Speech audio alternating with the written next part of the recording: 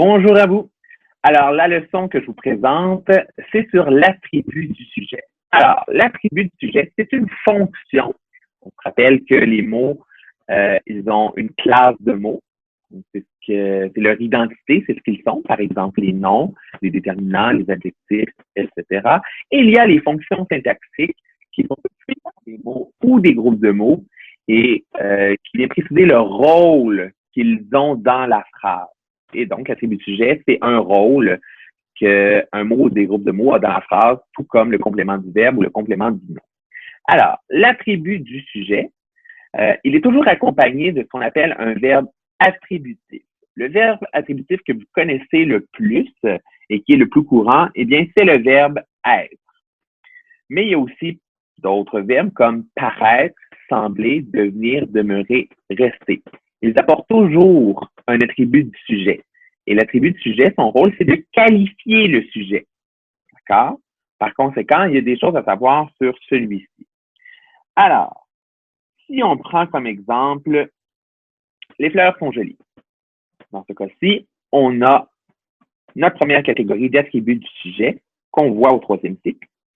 Alors, si on regarde nos constituants de la phrase, c'est-à-dire sujet, prédicat, complément de phrase. On commence par lequel?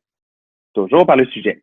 Alors, on peut encadrer le sujet par c'est qui ou ce sont qui. Dans ce cas-ci, on peut dire ce sont les fleurs qui sont jolies. Par conséquent, je suis en présence de mon sujet que je vais venir mettre en bleu. Et sont jolies, eh bien, c'est le prédicat. D'accord? On ne peut pas enlever sont ni joli. Donc, on n'a pas de groupe complément de phrase. Sont jolies en rouge. Jusqu'ici, vous suivez? Excellent. On poursuit.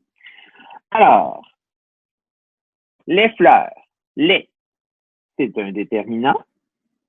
Fleur, c'est un nom féminin pluriel. Sont, c'est un verbe. Et joli, quelle est la classe de mots? C'est un adjectif. C'est un adjectif. Alors, si on regarde l'adjectif, habituellement, l'adjectif, il est receveur d'accord. Ça veut dire qu'il reçoit l'accord du nom. Mais dans ce cas-ci, dans le groupe du verbe, à part sont et joli, il n'y a pas de nom. Eh bien, dans ce cas-ci, il qualifie le sujet.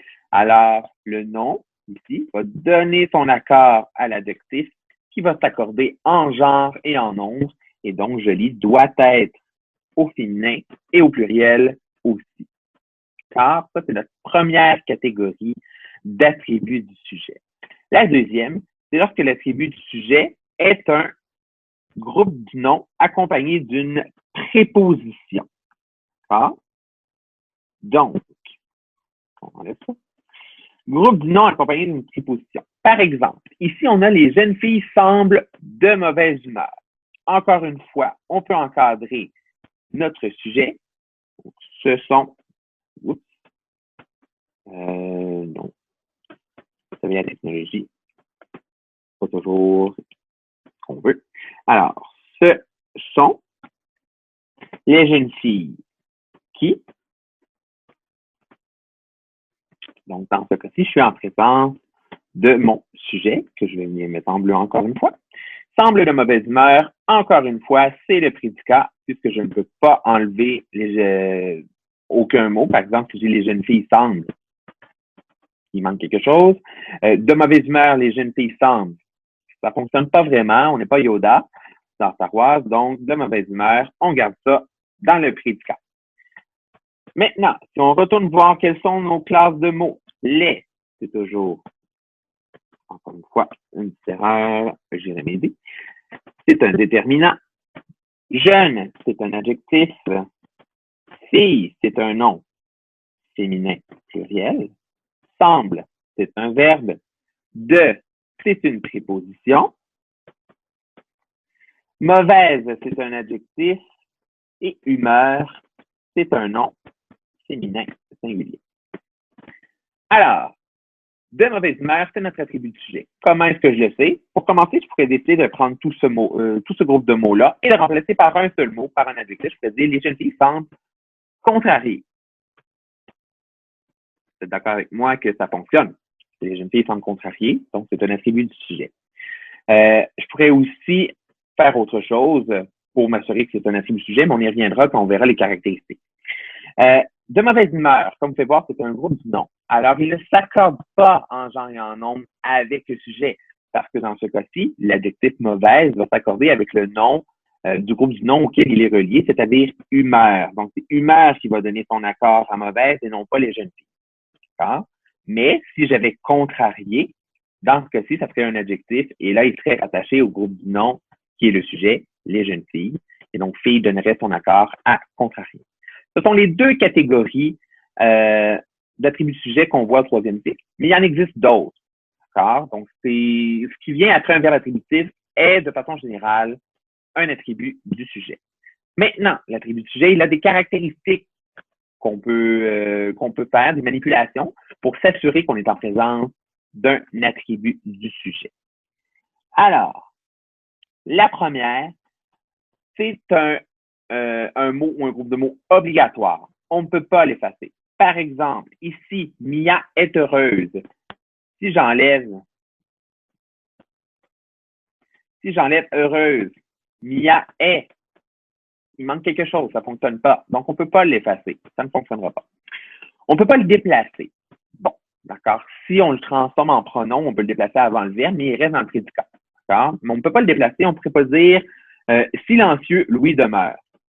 On ne pourrait pas mettre silencieux ici parce que ça ne fonctionnerait pas. Silencieux, Louis demeure et on enlève ici. Ça ne fonctionne pas. D'accord? Comme je vous dis, on ne parle pas à l'envers. De façon générale, l'attribut sujet, il est après le verbe attributif. Et finalement, on peut le remplacer par le pronom le ou l'apostrophe. Dans l'exemple qu'on a ici, les chats semblent coquins. On pourrait dire qu'on enlève coquin, c'est un adjectif, et dire les chats le semblent.